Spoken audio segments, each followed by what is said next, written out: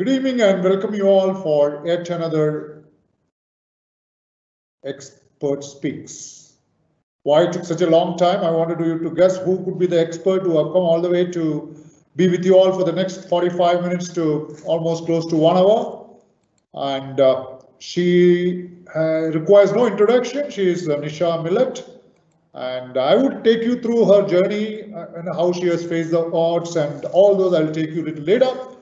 But before I start introducing her to all of you, I need to ask you a few of those tricky questions and then take on to this particular topic of Expert Speaks. It's actually facing odds, I would say that most of the successful personalities have become extraordinary, not through those shortcuts and easy methods, and everyone would have faced adverse situation to be on the top of whichever field one is all about.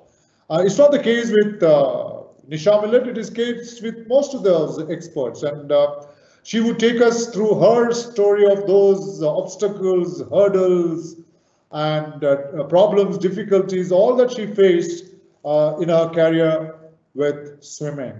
And that's why I said we are going to have Nisha Millet, who is an Arjuna Awardee, and of course an Olympian, I would say. And it's our great honor to have you here, Nisha, for this Expert Speaks. Thank you and so before much. I speak or talk to the expert Nisha Millet in the field of swimming or in her career of swimming, I want to talk to you about your 6-year-old little twin sweet daughters of yours, who you are now, coaching them into the field of gymnastics and swimming.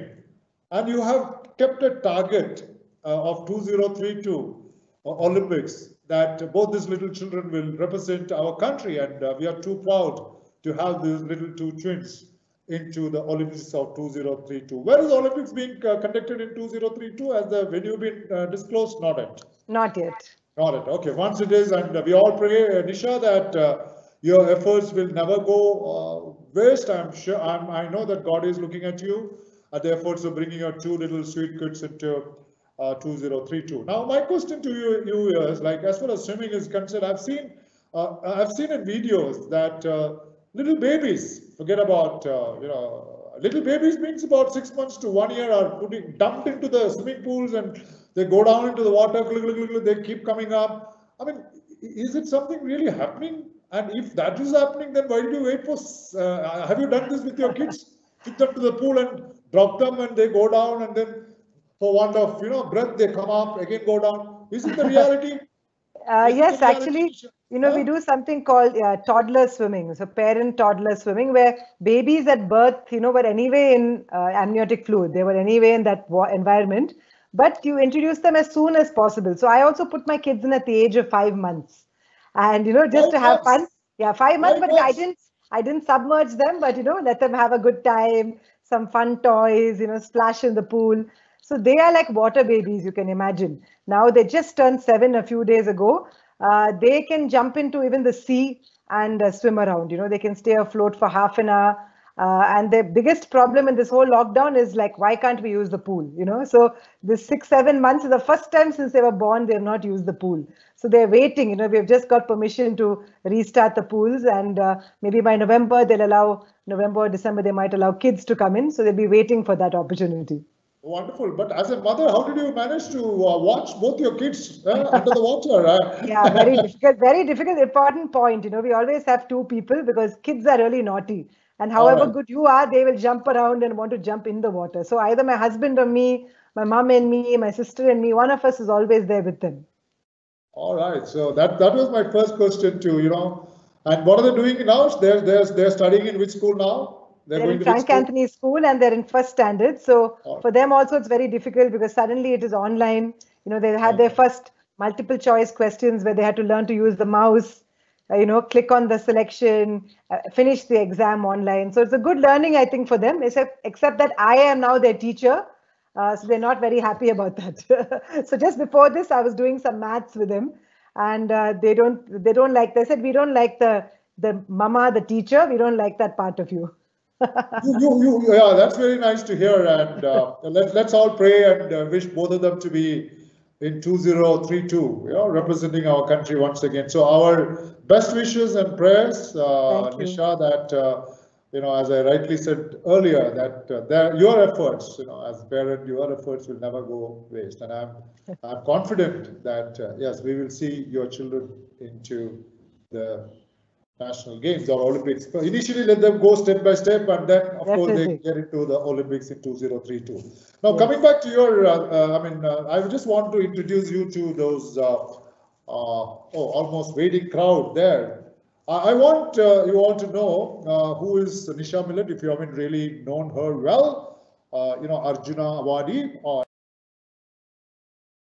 2000 Arjuna Awardee, right? So you all know who are the other people who have got Arjuna Awards, right? And then you can put Nisha into that group of allied sports person, right? So congratulations to that, ma'am. And one of the highest recognitions in the field of games and sports is Arjuna Awardee. So congratulations from all of us. And thank you. The next one is the Rajotsava Award in 2001.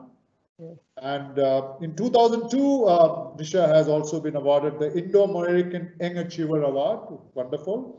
So every year you've been winning awards. So in 2003, very good. We are proud of you for that. Ekalavya Award in 2003. And of course, from 97 and 99, she has been awarded the Prime Minister's Award for Best Sportswoman at National Games in 97 and 99.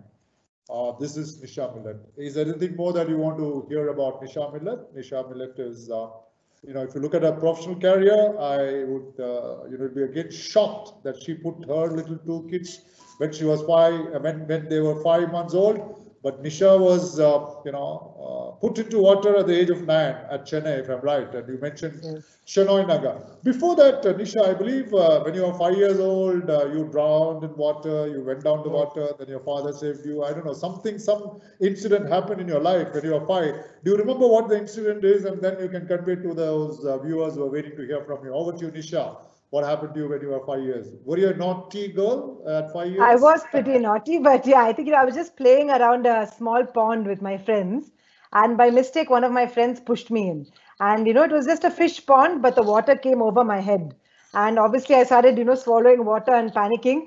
And just a few seconds later, my dad pulled me out. But those few seconds were enough where I got quite a bit of hydrophobia. So I was actually very scared of the water, which is why I learned so late, Finally, when I was at the age of 9, I was living in Chennai and my father said, come on, it's so hot. It's the summer holidays. We have a swimming pool just, 1 kilometer from our house. Let me take you there. It'll be fun. And he spoke, so much about swimming, what fun classes. And, in those days, unfortunately, the way they would teach is the first day of the class, they took us and they threw us into the deep end without teaching us even how to blow bubbles. That was how they did it in the old days. But since I already had a bad experience, I screamed, I cried, I scratched my teacher, and I came out and I said, I don't want to swim anymore. And then my father said, listen, I paid 100 rupees for this course. And I guess in the early 90s, that is a lot of money. So to a young child, so I said, oh my God, my dad paid so much. Let me finish it. I didn't learn too much at all, but my father could see that I liked the water, but the way they were teaching was not suiting me. So he would then take me back to the pool and then he would throw the coins in, make me dive in and get it, splash, have fun, try and do a handstand, the things that kids love to do.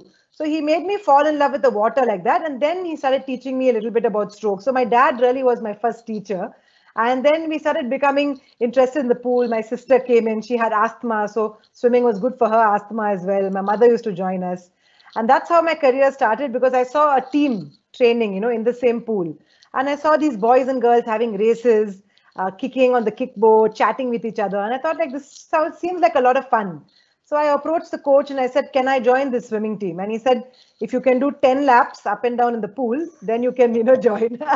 So I was very, very headstrong, very confident. I said, I can do it. I trained like anything with my parents and any of their friends would help me out, give me some tips. So about a month later, I was able to do that 10 laps. And that's how I joined my first swimming team, I like to say the rest is history. So, Nisha, can I say that whatever you are today in the field of swimming, you would attribute the entire success to push you into this profession of swimming? Is it your dad?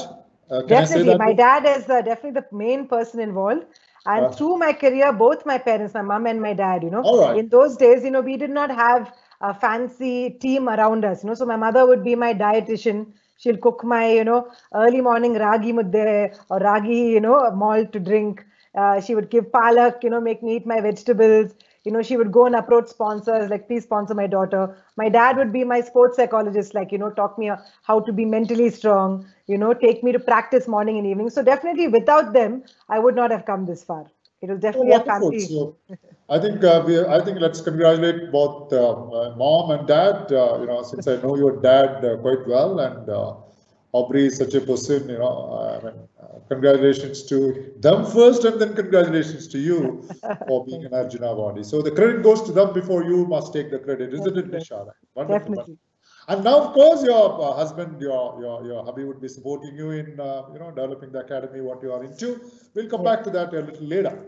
Now, as I read your profile, Nisha, that you have been continuously been a senior national champion for swimming from 1994 and 2005. Are you very selfish and greedy that you don't have chances for somebody else to beat you, Nisha? I didn't expect this from you. And how did you manage to be holding that senior national championship continuously for 11 years? And this is a remarkable achievement as far as sports person is concerned. And how did you manage to do that, Nisha?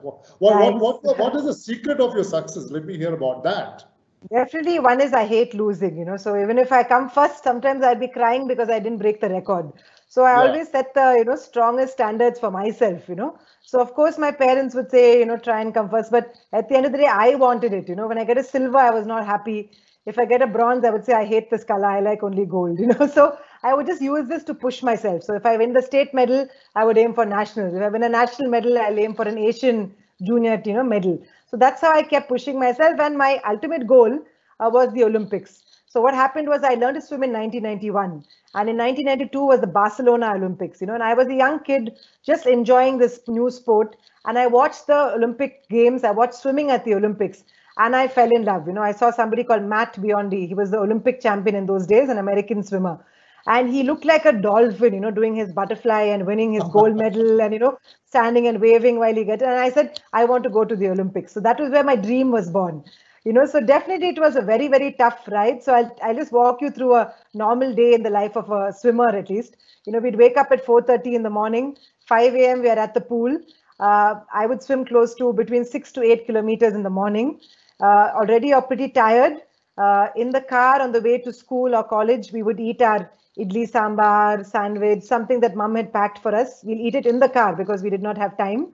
Then we'd attend a full day of school or college, try and finish our homework assignments during the day itself in school or college, and again go back in the evening from 5:30 to 8 p.m. in the night for another session of about 6 to 8 kilometers. So that was a lot. We would do this 6 days a week. And, I started swimming in 1991 and I only got to the Olympics in 2000. So it took a good 9 years of doing this, so that's the kind of effort it takes to get anywhere. Definitely you can have that desire, you can be passionate about it, you might be talented, but the hard work is what has to get you there. So I would always, try and do a little extra. The workout would finish. I wasn't happy. I'll tell my coach, I want to practice my dives, diving into the pool to make that faster.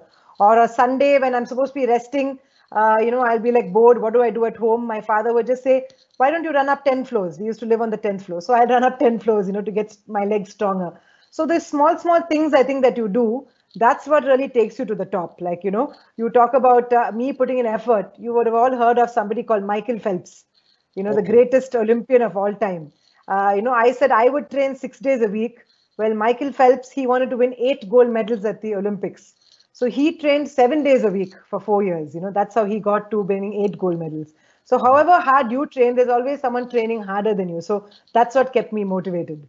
Wonderful. I think you hit the nail, Here, Nisha, in fact, I used to work in MRF tires, and I used to be at Bangalore from 1995 to 2000, and you all would have seen Sachin Tendulkar carrying the logo of MRF in the back. Yes. Now, of course, many of them carry.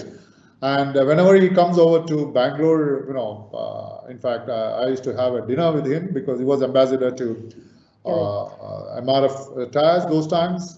And they used to stay in Taj West End, and a good dinner with him, with the family and all those things. I'm talking about 96, 97, 98, nothing too great, like those times. And I used to ask, I did ask him a question because Sachin continues to be the legend in cricket even today. Definitely. I used to ask him, like, at the age of 16, he represented India in the cricket team. And how did he manage to do that?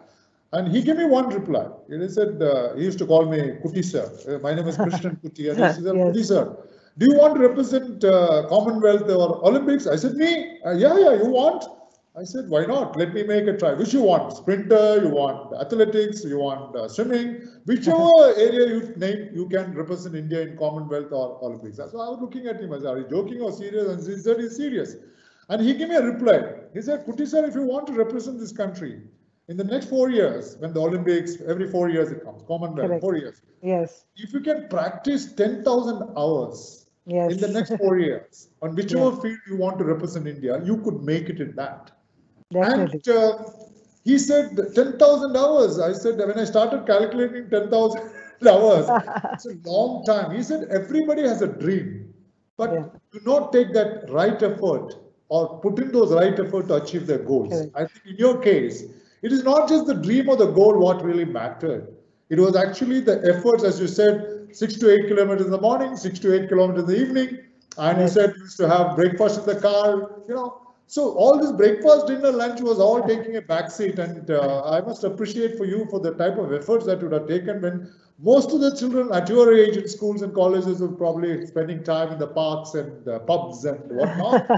You spend it for, creating a dent and a name for our country. So I appreciate, and we all appreciate from Amrita Vidyapitham. I represent that in University of Coimbatore. Wonderful job, and rightly said. And I asked Sachin again, because it was again 98 or something, but I asked him, I said, look, I asked him, what is your success? And I was told by him that, he used to practice 55 days in Venkatesh Stadium, non-stop. 55 continuous days of non-stop practice made Sachin what he is today. So I think you are next example. When I go meet students, I'll talk about you, Nisha. Thank you. If you want to be an Olympian, if you want to be an Arjuna Awardee, and you want to keep, winning, what matters is the efforts, the serious efforts that you put in to achieve your goals. Wonderful lesson to all my students who are now listening to you, Nisha. Wonderful. That's number 2.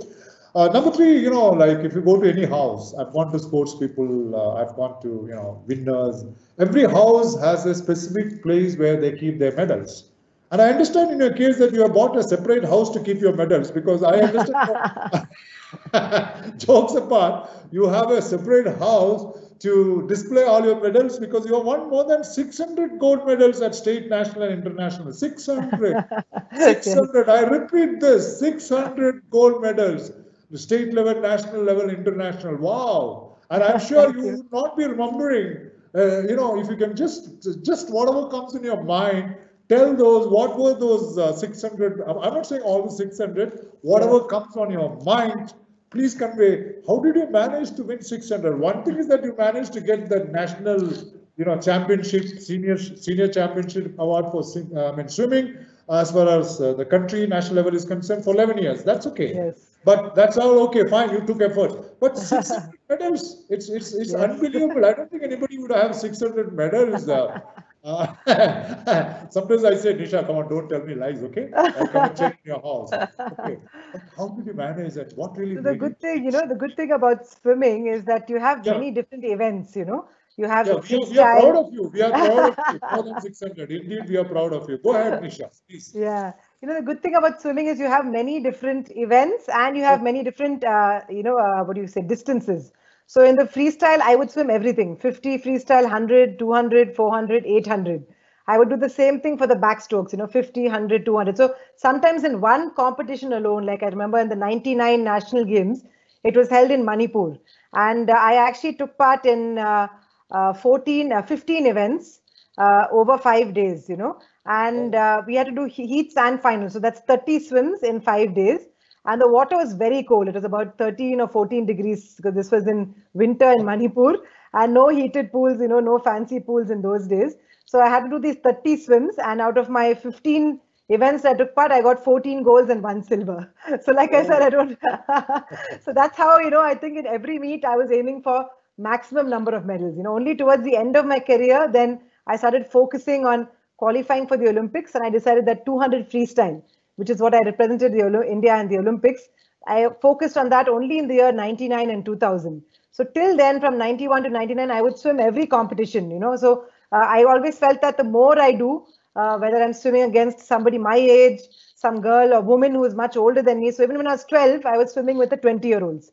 So that kind of made me mentally tough. I was not scared about they're older than me, they're taller than me. Because if you look at that, then, if you look at the Japanese, they're quite short, they're not very big built, but some of them are world champions in swimming. So it's not about your physique, it's not about your age. Really, it's about putting in that effort, like you said, every day, and, having that dream and working towards it every day. Nisha, well said. And as you rightly said, it's not the age, because I find you in your profile that when you're 14, 1-4, right? You represented our country in the World Swimming Championship, and that was just a beginning at the age of 14. And Sachin was 16 when he represented India in the cricket match, okay? International cricket arena. But in your case, you represent our country at the age of 14. And of course, continued to do that in the year 2004 and in Asian Games in 1998. Nisha, what was your feeling when your name was announced to represent our country in the international arena of World Swimming Championship? What did you feel? That which country was in 1998 with the swimming championship? What was your feel at the age of 14? That's what I want. In 1998, the World Championships was in Australia, in Perth, and it was amazing because I had the pictures of some of these world champions stuck on my wall, and here I'm meeting these people in flesh and swimming against them. So to a kid, it was, such an amazing moment. I still have some of the pictures of me with the world champions. And once you come to the swim meet as a competitor, they would see your ID card. They would treat you as their equal, So that's the most amazing part. If you're a fan, you come and ask for an autograph and then you leave. But if you're an athlete representing India, I could talk to the world champion and she would say, okay, you're swimming the same event as me. What's your best time? So, you have that sense of pride, like, yes, I've achieved something. And I was very lucky. We had a very big Indian community, including some of my own relatives who lived in Australia, who came down and cheered for me. So, when you look up in the stands among so many countries and you see the India flag, that gives you a special feeling, Really, I think amateur sports people like swimmers, we are not professional sports people. So there's no money involved in winning anything. So when you see something like the Indian flag going up, I got to hold the Indian flag in the march past, the opening ceremony for the World Championships. So those are the special moments that really define your life. I'd say the World Championships, and definitely 2000 was the biggest year for me. Going ahead to, get the Arjuna Award and the Olympics. So those three memories stand out in my mind for me. All right, and we all have heard who is the first women IPS officer. We say yes, you all know, right? yeah, we all know. But if I'm going to ask some question to those viewers here and who would see this this video later in our YouTube channel, if someone has to ask as a GK question, right? Who is the first Indian to qualify for swimming at the Olympics in the 200 meters freestyle at Sydney in the year 2000? So my question to all my viewers, and if you write the correct answer and let me know your address, I will send you a gift without fail from Amrita Vishwavidyapita. My question to all of you, who is the first Indian to qualify for swimming? And this question is for you also, Nisha, all right? That you won't just get away from my question. It's not just for the viewers. You also need to answer my question. And you also will get a gift from me, from Amrita Vishwavidyapita. So who is the first Indian to qualify for swimming at the Olympics in the 200-meter freestyle in Sydney in the year 2000? Let me see, Nisha, has anybody written the correct answer? But it's difficult to pronounce those foreign names also. Let me check whether I get an answer because I need to keep my promises on. All right, so somebody's asking me, how can I learn swimming? Right, okay. All right, they ask, right? Okay, fine. I don't think I've got any right answer. So I think that, I hope you know the answer, Nisha. Yes. Right, who is the, okay, I know the answer because the quiz master has to give the answer. It is none other than such a wonderful personality, Nisha Millet, with us, and she is the first Indian to qualify for swimming at the Olympics in the 200-meter freestyle in Sydney 2000. We are proud of you.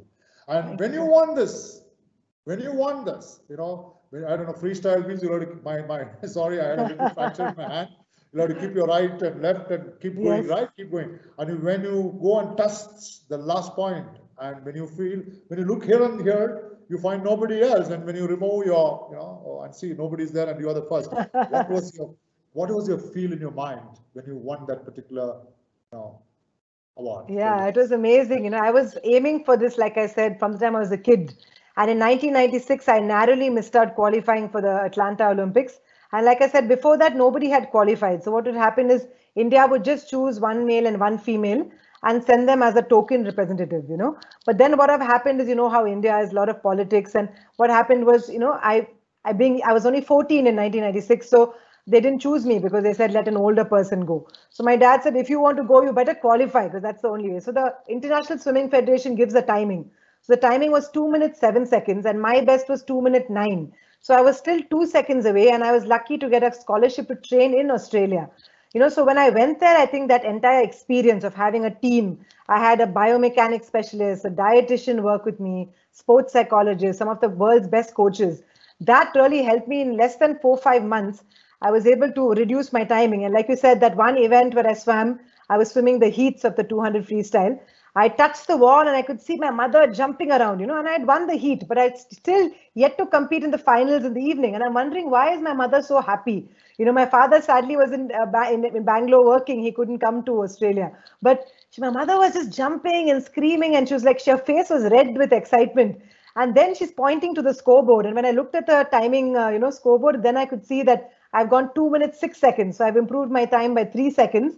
And I've also qualified for the Olympics. So that was an amazing feeling. More than anything is to call my dad, He had sacrificed so much. He was sitting in India and he just thought I'll call and say, yes, I've qualified for the finals. And here I call and said, Dad, I've qualified for the Olympics, So definitely, wow. I think a standout moment for the whole family because, like I said, my parents actually sold their house in Chennai and put the funds into my training, So to me, it was also like it was something I'm giving back to them, that they also believed in this dream. And at least I pushed myself enough to get there. So, the feeling of going to the 2000 Olympics, meeting one of my heroes, Leander Paes. He was the Indian team's captain, He was, of course, he was a 1996, he won the bronze medal. He was world #1 in tennis. So meeting him there and he knowing my name, I had a full speech planned. And when I came face to face with him in the Olympic Village, suddenly I was speechless, And before I could say anything, he said, Nisha Millet, you're one of the youngest of our Indian athletes. I was only 18. And he said, congratulations. He shook my hand and he talked about my event. He knew all the, stats of mine. I was so overwhelmed. So definitely when you meet somebody who's a great in the field of sports, I feel like today he is the greatest sportsman that, Olympic sportsperson that India has produced because he's been for 7 Olympics. He's won 18 Grand Slam titles. So somebody like him was, like such a big idol for me. And here I was, meeting him in person. So absolutely. 2000 Olympics was definitely, meeting all the top athletes from all over the world, going for the opening ceremony, watching the torch get lit, so you're literally very emotional to the whole thing. And because I was only 18, I was quite young, so I really took it all in, enjoyed it. Muhammad Ali came in, the great Muhammad Ali. He came into the, athletes' dining room when we were all eating there. So those kind of moments, you kind of want to share with your children. So now my kids, they're still young, but now they understand that, okay, mom is an Olympian. And for them, it's like, okay, I'll also be an Olympian one day, So they think that if my mother can do it, surely I can do it, So that's the great thing about the Olympics is if you believe and you really push yourself, it is possible. Like Sachin had told you, if you put in that practice, you can be like he wanted to be #1. He became #1. He led India to so many victories. Similarly, if you have that belief and you do not, stray from your belief, put in the effort, and you will have ups and downs. I mean, there were so many ups and downs, but at the end of the day, you have to push through all those, obstacles. And post the Olympics, I had one of my biggest obstacles. I'll tell you about that shortly. Absolutely. And Nisha, I'm indeed happy that you met all those Olympians as early as your 18 years, and I feel proud of you, and we all feel proud of you for that. And my general knowledge is pretty poor, and it continues to be poor even now. And I'm just visualizing the way you marched at Rashtrapati Bhavan, right? You would have Yes, been to yes. Rashtrapati Bhavan in the year 2000. Yes. Standing and somebody announcing here is Nisha Millet, the Arjuna Awardee 2000, and you are hearing and you are marching towards. I don't know who was the president then, so you'll have to clear me with that. Yes, And what President was the feel Narayan. when you took that particular Arjuna Award from the then President of India in the Yes. year 2000? What was your feeling, and how the India would have felt certainly proud of you for this achievement, no doubt about it. But what was your personal feel when you received, when you received the role of that certificate as an Arjuna Award, which is Yes. which is priceless. You can't put a value and price for it. It's Correct. just beyond imagination for anybody. I just want you to share your feel to our little children who are watching you now and could be Yes. the future Arjuna Awardees in sports. Definitely. Yes, Over so to you, Nisha. definitely. Yes, the president at the time was President Narayan, and he was one of the Oh, sweetest okay. presidents. And Oh, the previous day they take you for this dress rehearsal, and they explain everything to you. They actually put a small square carpet just in front of the president's chair, at maybe about 5 or 6 feet distance. And they tell you that when we are reading out your achievements, please stand on this square and look down at the floor, and no sudden movements, no smiling, because the security guard is high. This is the president of India, and you can only come forward only when they call you to take the actual award. yeah. Of course, being naughty and 18, the next day I was too excited, and they started announcing my name, and then I stood on this little square. Then as they're announcing my achievements, which takes Nisha a good, Millet. yes, they're announcing for 5-8 minutes, all your achievements.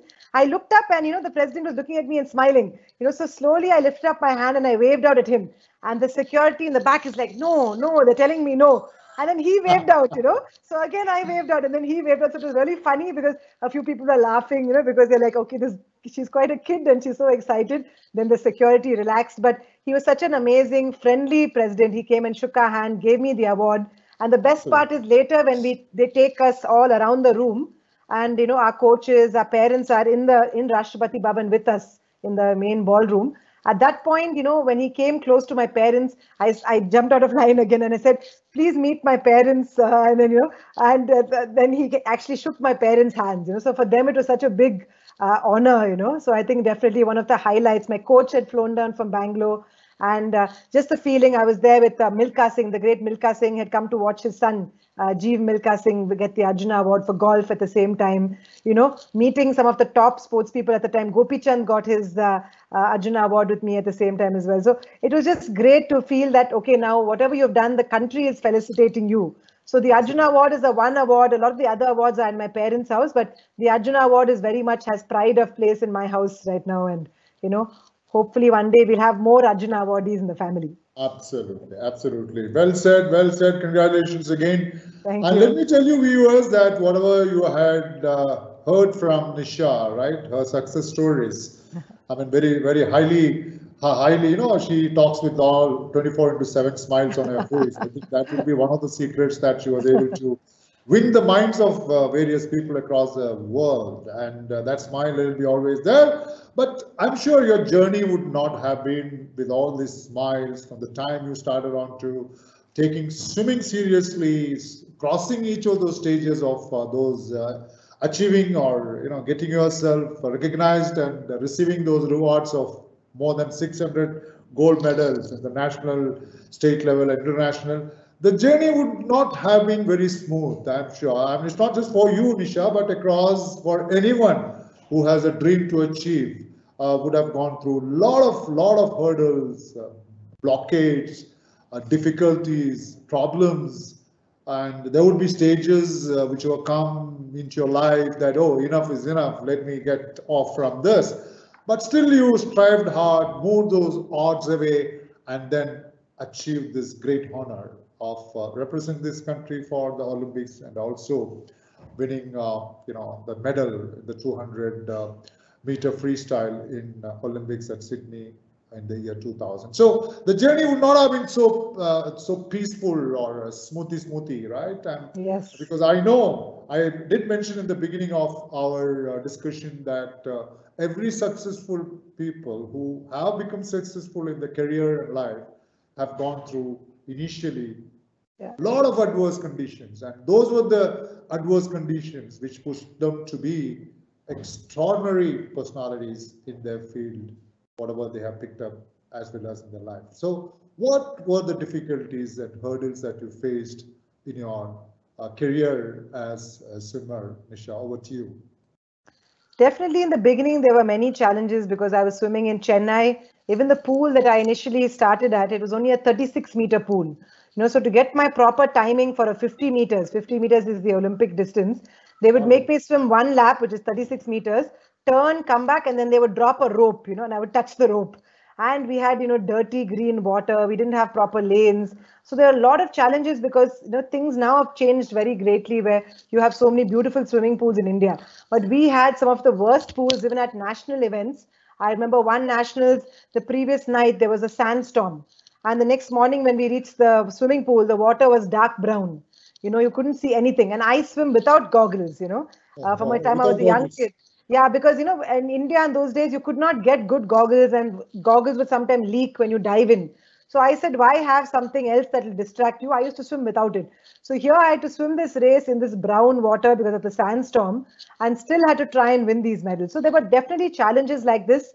But I think the main challenge for me would be, like I mentioned, 2000 was such a great year. I got the Arjuna Award. I went to the Olympics. In my training to the Olympics, I started getting some back pain, and as a sports person, you're taught that pain is good, pain makes you stronger, it's your muscles, getting used to more work. But this pain was not going away, and I had some of the top Australian experts to help me, and they were also not able to figure out what is the problem. So they've just given me physiotherapy, tape up my back. You'll see all the cricketers and all that, with that colorful tape. So all that, I actually swam the Olympics with quite a bit of pain and with this, my physiotherapy tape on my back, which people couldn't see under my swimsuit. After the Olympics, I was raring to go. This was 2000, end of 2000. I said, okay, I have 4 years till the next Olympics. I have to, get to the semi-finals for India. Unfortunately, this back problem became much worse. I could not even, sit down in my college. I remember going to my college, Mount Carmel's in Bangalore, and I'd had to stand at the back, The pain was so bad. And the pain was running down my leg. The nerve was being pinched. So nobody could understand. I did many scans, went to about 12 doctors all around Bangalore. And finally, 2 years later, so it was like a stressful situation because 2 years is a long time. I'll get in the pool, then I'd have pain, I'd come out. I tried acupuncture. I used to swim with these small needles, acupuncture needles, small ones they put in my back, leave it there, put a band-aid on top, and I would swim with that, to handle the pain. But nobody is able to figure out. So in 2002, 2 years of this, pain and suffering later, and obviously my morale was pretty low. I was, very upset. I couldn't do what what I felt was my destiny. And then finally met a very good doctor in Coimbatore, and he took some scans and finally found out it was a tumor on my backbone, So to me as a, 20-year-old, I was just scared that, oh my God, I can't swim again. To my parents, it was, when you say the word tumor, they're thinking of cancer. To cut a long story short, they decided they have to do the surgery. They removed the tumor and sent it for biopsy. And thankfully, the tumor was benign. So it was a benign tumor, but that was what was pressing, on my on a nerve and causing all this pain. So as soon as it finished, I was very lucky. In those days, there was no good physiotherapist in Bangalore. Now, after surgery, you cannot just get back in the pool, I was lucky to meet at some cricketing awards. There was somebody called Andrew Lapis, who was the cricket physio for the Indian cricket team. I happened to meet him, and then he said, you finished a surgery, you need to have a very proper, rehabilitation to get back in the pool. So thanks to him, he helped me get back in the pool in almost 2 to 3 months' time. And the first day I could do just one lap in the pool. I'm used to swimming 16 kilometers a day. They only allowed me to do 50 meters in one day. So it was a very long, hard process. I had put on weight. I had lost my fitness. And it was already 2002. I was aiming to go for the Olympics again, for my second Olympics in 2004. So unfortunately, it's not a fairy tale ending. I did get back to fitness.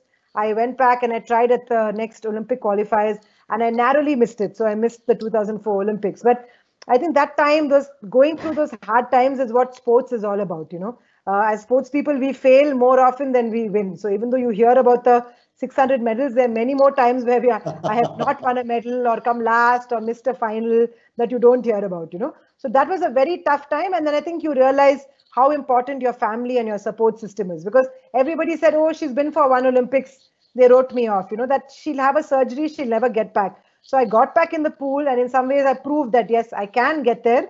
I got back to winning some national medals. I won a few Asian medals as well. But unfortunately, I was not able to make it to the 2004 Olympics. I narrowly missed it. So after that, I decided that, it's a very tough time for my parents. Financially, we had, pretty much exhausted our life savings. So that's when I decided to retire from the sport, to try and, give back some financial help towards my parents and help them out as well.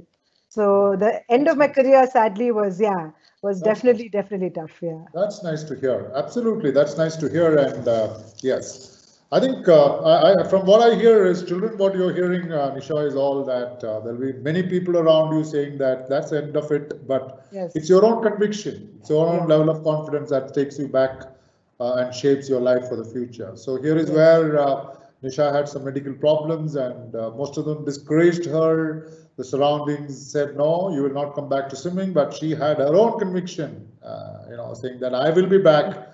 And of course, as she rightly said, it's not that every day is not Sunday, so you'll see more failures than success. So I think a lot of lessons she has learned in her life. And one very, very, very, very, very touchy words which you mentioned is that she left swimming to support her parents financially. I think this is something each and everyone must realize, that whatever profession, whatever laurels, whatever names that you gained in your life, but remember that it is your parent, right, who has made of whatever you are today. And Nisha felt that it's her commitment to take care of her parents. Wonderful, Nisha. It's not just it's not just a sportsman spirit, it's a human spirit. It's a son and the daughter spirit that everyone should show to their parents. And that thing which you just really mentioned about you living your profession to take care of your parents is certainly a hitting point on all of us. Because in today's contest and today's looking around, the children, they generally tend to see their parents off into an old age, because here is where you said the financial help alone will not be of any use, but being with them, taking care of them, both financially as well as medically, mentally, physically, whatever, emotionally, whatever you say, I think Nisha has been doing, and you are indeed a true daughter to your parents. Congratulations. And, I really appreciate, and I keep preaching this across to the students who are in the schools and also into colleges. So well said, Nisha. I think this is much more than an Arjuna Award that you have in fact showed it to your parents. Wonderful. That's a great feel. Great feel. And coming back to whatever, I mean, you are not stopped swimming. Maybe you have stopped competing. That's okay. That's, you are one enough. 600. There, you may have to buy one more apartment or a house to keep the other, if at all you have tried even after 2004. I'm confident about that, Nisha. But then you had started Nisha Millet Swimming Academy, and I believe that you've got 12 centers and a team of 25 coaches around Bangalore. And you are head coach and director, or you own those academy, Nisha Millet. And what is the background, and how is that this has taken off to 12 such centers across Bangalore? How is it doing now? Maybe you would have faced a bit of a hit, right? When the pandemic, the lockdown came in the month of March, and maybe in October, they would have October 15th, if my memory is right. That the government of India allowed the swimming pools to get back into shape. So how did you manage, of course, how did you manage to go in for 12, and how did you manage those 5-6 months or 4 or 5 months without getting onto the swimming pools? Over to you, Nisha. Yes, so like you talked about, I think the great thing about this webinar is it's termed, overcoming obstacles. So definitely, I think 2020 has been the biggest obstacle for everyone, It has really brought us back to reality. I started off my swimming journey because when I quit swimming, like I mentioned, the most natural thing for me was to teach swimming.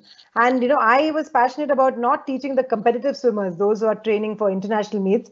I actually wanted to teach the beginners, because of the way that I was taught. I saw the difference between, fear versus getting kids to have fun, whereas my father taught me by making me enjoy the water. So that was my goal. Let everybody start learning how to swim. It's a life-saving skill at the end of the day, so it doesn't mean that everybody has to go to the Olympics, but let them enjoy the water like I do. When you go to a holiday, you want to be able to jump in the pool there or do some water sports or go scuba diving, things like that. So I started by teaching people, and that, the joy of somebody doing their first lap, whether it's a 6-year-old, whether it's a 60-year-old, and my oldest swimmer till date is 84, who learned swimming from scratch, and youngest is 1. We start our swimmers at 1 year, where they come with their parents and we do a very fun class like nursery rhymes, So definitely it's fun because every day is different, I think I enjoy that the most about teaching. I mean, as somebody who's part of the university and, dealing with students, that every day is different challenges. You can never get bored.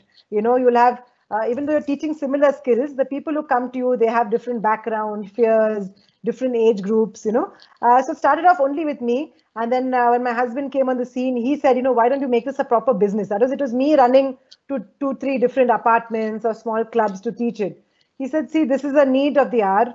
People want some professional kind of coaching, Absolutely. And so that's when we started speaking to swimmers who have retired from the sport like me, or sometimes even mothers, who have a few hours, they'll come and do part-time teaching with us. So now we have a good team of 24, teachers, and from all over India, from Manipur to Kolkata to Chennai, they've all come down from Kerala, and we have a great team.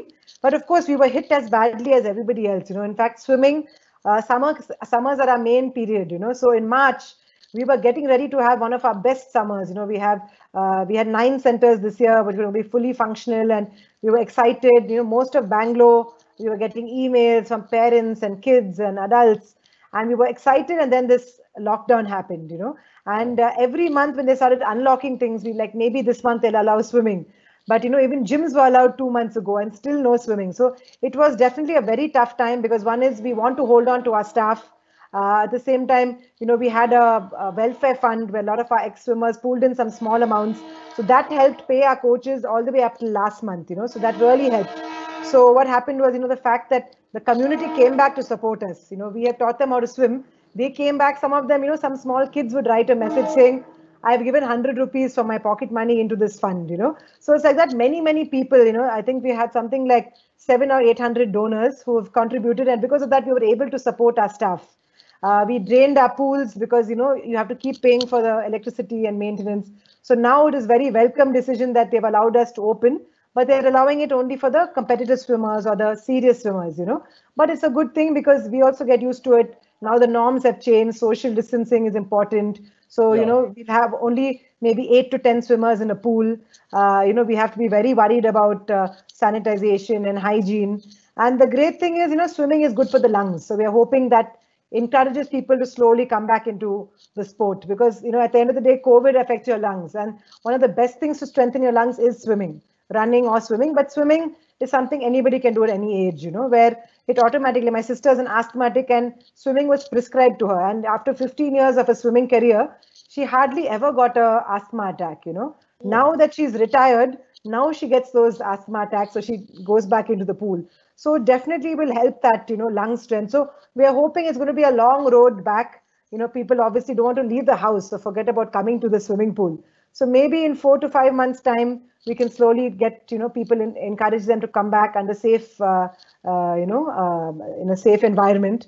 And sometimes maybe if people have apartment pools, in their own apartment, if they have a pool, we will send the coaches there so that they feel more comfortable. So really we have to try and innovate.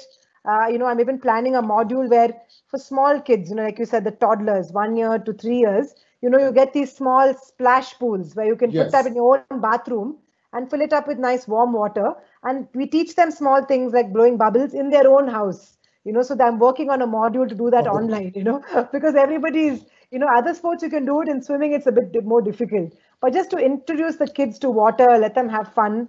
And then when the pools are back to normal and life goes back to normal, we will get back to all our classes. Oh, wonderful.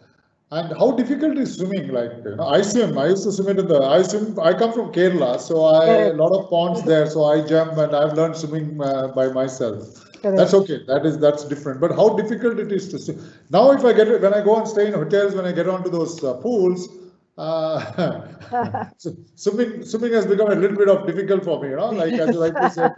But I was told that if you can swim and if you're able to swim maybe for about 3-4 kilometers a day, I think all parts of your body is stretched, and this swimming is one of the best exercise that one can do to keep yourself physically fit. Is that right, Nisha? That's true. Mainly because when you get in the water, there's very low impact on your joints. So as you get older, or maybe even a pregnant person, anybody above the age of 30s, 40s, 50s, and above, the best thing about being in the water is it takes away that pressure on your joints.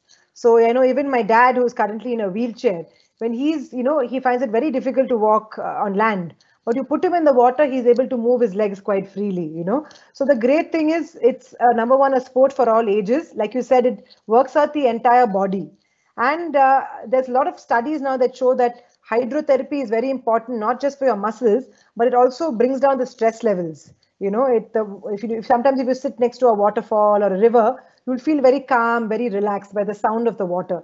So similarly, when your head is submerged in the water, you have a bit of sensory deprivation. You can only hear the sound of water, and you can't hear the outside sound. So people say after a long work day or a day in college or school, you get into the pool for a few laps. That itself brings down your stress level. So we see a lot of techies now coming for our classes saying that we want to bring our stress levels down. And the good thing about working from home, everybody is working or studying from home.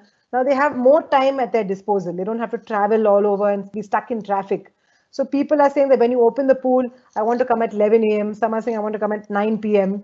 So I think people will encourage, we encourage people to come whenever they can. And, like you said, it is tough when you get back in after a long time. You will feel that, that endurance of, has gone down. But you can never forget how to swim. It's like cycling. Once you learn. That is correct. Yes, you'll never forget, like, especially like you said in Kerala, if you learn by jumping into obviously with someone, but if you've been taught in a river or a lake, your skills are even better because you learn how to stay afloat. That is the most important thing, A lot of drownings happen because people don't realize swimming is one thing, but you should learn how to swim in deep water to save yourself, to stay afloat, what they call doggy paddling. So this is what we try and dog paddling, you see dogs, how they swim. Yeah, I've seen that. We try and teach kids or adults that skill mainly. So swimming from point A to point B, you can slowly improve. But if you learn how to stay afloat, you can be in the sea, in a river, and you know how to stay afloat and save yourself. That is the most important skill in swimming. So that is something everyone should try and master. Who are better swimmers? Men are better or women? Who are better swimmers? When in terms of teaching, I find that women are better. Women teach men. Definitely, but I think the scientific explanation is we tend to have a little more fat around our hips and our stomach and stuff, and that helps you float better. So you're right. Because my wife teaches me swimming every day. Correct. I need to beat both my hands front and back, Anyway, that's correct. So, women are better coach, right? They are better coach. They tend to relax a little bit more as well. You need to have a lot of patience also, right? When you coach. I think, yes, definitely. In fact, I taught my husband how to swim, and now he runs the academy with me and he teaches as well. I keep telling him, like, you are probably my most tough student, because he used to ask me 100 questions, like, why should I put my head down? I'm like, because if you have to learn how to breathe, you have to. So it's definitely difficult to teach a spouse or someone, but even my own kids, that to have fun, I did all the fun stuff with them. Then for the serious part, I put them with my coaches because it's very tough for them to take me seriously as a coach. For them, I'm just mum. So they learned with my swim teachers, and now they're expert swimmers. So now it's great fun to get in the water and swim with my kids. That's one of my greatest joys. Oh, wonderful! And I understand. How does your day go? If I ask Nisha Millet that what time you get up and from morning till evening when you get back home, what do you do? What time you still get up at 5 o'clock in the morning or much earlier to that? Yes, in fact, I love sleeping in the morning, but I quickly realized it's never going to happen. First, I had twins, so that itself, they wake up early. But more than anything, I realized that, after having kids, I was not getting any time for myself. So I'd put on a lot of weight. I'd become quite indisciplined with my exercise, my eating. And I'd put on, almost 30 kgs over my, weights. When people would see me, on the streets or meet me somewhere, they'd say, what happened? You don't look like an Olympian. You put on so much of weight. So that, used to kind of, at one point when my kids were a little older, I think they were about 2.5, I said, okay, it's time I become serious about this because health is, the most important thing. So then what I've done nowadays is, since the last 4 years, 4:30 a.m. I'm up, and 5 a.m. I'm doing some kind of physical activity, which is my time off in the day for myself. So I'm either swimming, I do CrossFit, I do yoga, I do Pilates, I run quite a bit. I recently ran a 32-kilometer run. So, I really push myself every day. One is to maintain that discipline. I finally lost about 25 kgs of that 30 kgs. So I'm almost back to my normal weight now. And it's been a long road, so I understand when people say it's tough to lose weight. So the good thing about this pandemic is I had more time, since work was not there, to train like an athlete again. So I would train morning and evening. I started cooking for myself, much more healthy. So I think in some ways the pandemic was a blessing for me, where we all got to, worry about ourselves more, think about health and fitness. So my, a bit of advice to all the youngsters and even the faculty who are listening, that you must prioritize your health, because at the end of the day, money, status, even medals mean nothing if you don't have your health. So keep that few hours of the time of the day, and I find for me the best time is finish it in the morning. Then you have no excuse. Otherwise, some work happens, or it rains or something. Here, early morning, I'm out of the house. Very rarely I give myself the pleasure of, okay, I'll sleep till 8 o'clock. Otherwise, 4:30 a.m. I'm up and about. And tell me, I mean, how do you find yourself bringing up twins at point of time? I mean, that's a good experience. Very few mothers have that golden opportunity to make both of them grow together, right? That's a lovely. Definitely. But definitely it is a much tougher thing than even getting to the Olympics, for sure. So when I meet other twin moms, we always have this bond, because we understand how tough it is. Because sometimes, my sister and me, there's only 1 year, 9 months difference. My mother used to say that it's almost like bringing up twins. But then when she watched me actually bring up twins, she said, oh my God, twins is much more difficult, because, same age, both of them want their mama, or both of them fall ill at the same time, or, but right now at this age where they're 7 years, now I'm enjoying it a lot more. Till now, it was very tough, giving equal attention. Now they're at the point where they say that we are two different individuals. So their birthday was few days ago. They said, please remember, we want 2 birthday cakes, because we are 2 separate people, and we don't want 1 birthday cake. So now everything is become very individual. So it's good because they have their own personality, and it's definitely like not one boring day in my life, for sure. Oh wow! That's a great feel as a mother of twins. Right? Okay, fine. I'm surprised they've not come into the door. I gave them some strict instructions to do some reading or painting. I said 1 hour, no disturbing me. Otherwise, one would have come from this side, one from this side. All right. So I'm taking one question from one Mr. Binal, who is from the Office of Youth Empowerment, Amrita University. Sure. His question to you, ma'am, is he says Namaste to you, and he says, please share some tips on how could an organization or an institution like that of Amrita Vishwavidyapeetham inspire more youth to be active or focused on their passion towards sports along with their studies and career.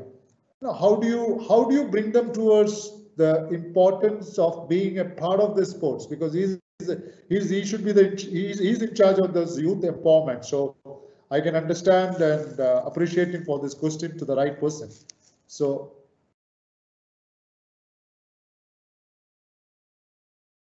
Yeah, I don't know what happened. I think Binal, she will be back now. Maybe there could be a power cut there, right? I think there could be a power cut. We could ask ma'am to come back. Hi, can you hear me now? Yeah. Sorry. Yeah, absolutely. Sorry, so I suppose Nisha, you heard Binal's question, right? Correct. What he said that yes. Yeah, his question was how to, as an institution, bring in more students or youth to be active and focused on their passion towards sports, along with, of course, their academics or studies or career. So he is now keen on bringing more youth into sports and games. How does he do that? He being in charge of the youth empowerment of Amrita University. Binal, let's hear the experts' answer on to your question. So over to you, Nisha. I think what helped me in my college days for sure was, I went to Mount Carmel College. One thing they would convey to me was that, while studies is important, if you are going to go for a competition, go for a national camp, you need to inform us of in advance. And they're very clear that, I will only get these, coming in late permission or missing classes only if I kept my studies also up. So I think if you find some good applications or sports people, be very, certain that we are willing to support you, but you also have to take your studies very seriously. I think that's something that sports people sometimes tend to forget that, oh, I'm a sports person. I can miss all my classes, get 20 marks or something and be promoted. So I think they have those sports quota, sports quota. Correct, Even if you don't yeah. well in studies, they get through the sports quotas. Yeah. Exactly. So even I got to the sports quota, but I remember my principal telling me very clearly that I don't expect you to come first in class, but what I expect you to do is get above 60%. She said that's very reasonable. If you get above 60%, I will give you whatever, leave you wanted. So I made sure I kept my promise. I would go. I think you should speak to your lecturers also. Like I would go tell them that, ma'am, I've missed many classes. I was away on some national camp or something. I would sit to them after school and, take their help. I think faculty is very willing to help sports people or even people who are pursuing other hobbies. So from the university side, maybe put out some notices, some little advertisements saying that we welcome sports people and we want to have a balanced system here where we encourage both sports, other hobbies. I love to tell young kids, about the Rhodes Scholarship. The Rhodes Scholarship is one of the most prestigious scholarships where you get to study in Oxford on a fully paid scholarship. And what they say there is, we are not looking at only academics. We are very clear it is about academics and some kind of hobby. You can be a singer, you can be a sports person. So in the last maybe 20 years, we've had about 8 swimmers who got this Rhodes Scholarship and gone on to Oxford to study on a full scholarship. So it's important for parents and the students to realize that if you have some passion and you want to follow it, go to the counselor, your college counselor, speak to your faculty, see how you can manage both. But what you really have to figure out is time management, because it is difficult to do a professional course, and do a sport. So what happened for me is after my second degree, I needed to try out for my second Olympics and I had to go to Australia and train. So in my second year degree, my principal told me that, why don't you miss the full year, second year, come back, do your third year, and then finish your second year later. So I actually did that. I did my first year. I did not sit for my second year exams at all. So it only said absent. I finished my third year and then later finished my second year and I got my degree. So it was good that they allowed me to work around my schedule, because something like the Olympics, you can't change that schedule. You have to work on it yourself.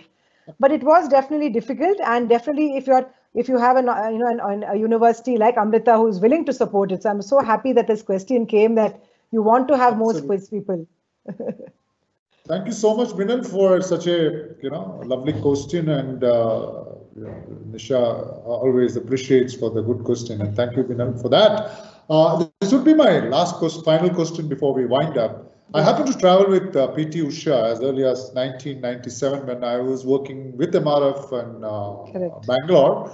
We were traveling from Chennai to Bangalore. That was a night train, and that was Bangalore Express, and I was in the first AC compartment, and she happens to be working with Indian Railways those times, Southern Railways. Yes.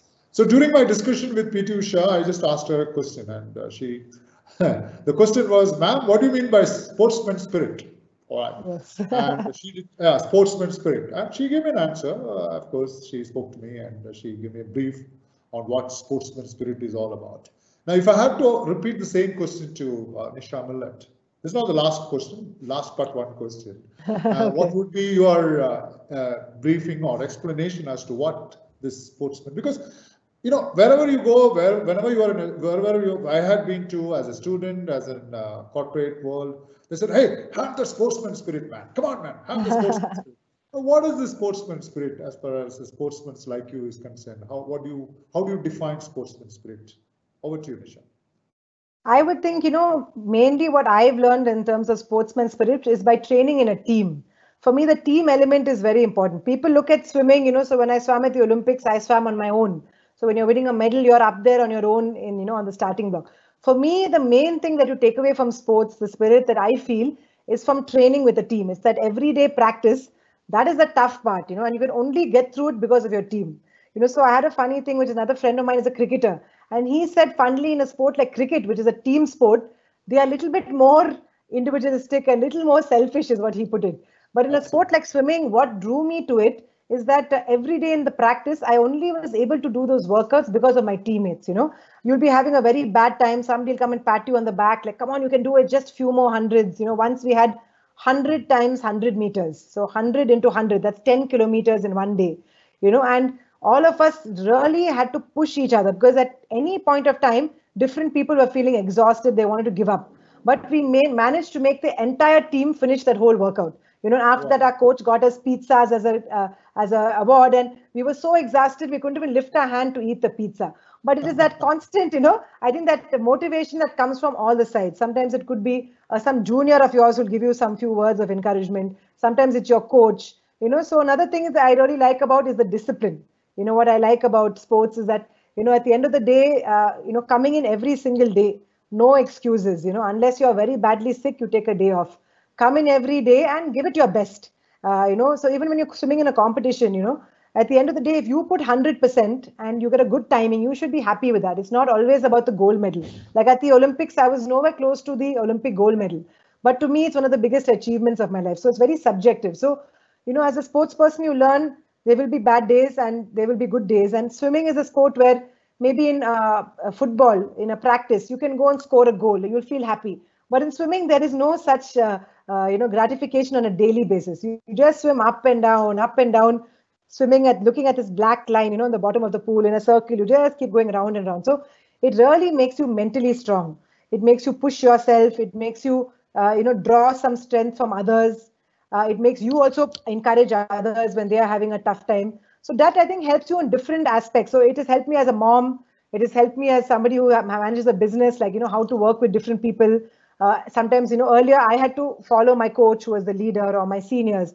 Now I have to be that leader, so I'm drawing on inspiration. So there's so many things that a sportsman embodies.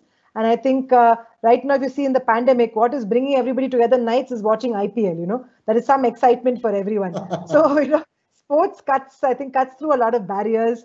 And it gives you, if you see your favorite team winning, you feel like you are also winning. It kind of boosts the morale. So I think my little, advice to everybody out there is be part of some sport. It's not about only winning medals. You can play badminton across your gate with your neighbor or your kids. You can go for a run in the morning. You can go for a swim. At the end of the day, that's the most fun part. One of my daughters wants to say hi. Hi, how are you? How are you? This is Ariana. You're what, Adil or Ariana? Adil, what's your name? What's your name? My name is Ariana. Ariana, where is my sister? She's in the other room. Wonderful. Ma'am, before I leave, you are Nisha Millet, right? And the last almost about 8 to 10 months, I'm on millet. And yes. Good. Healthy choice.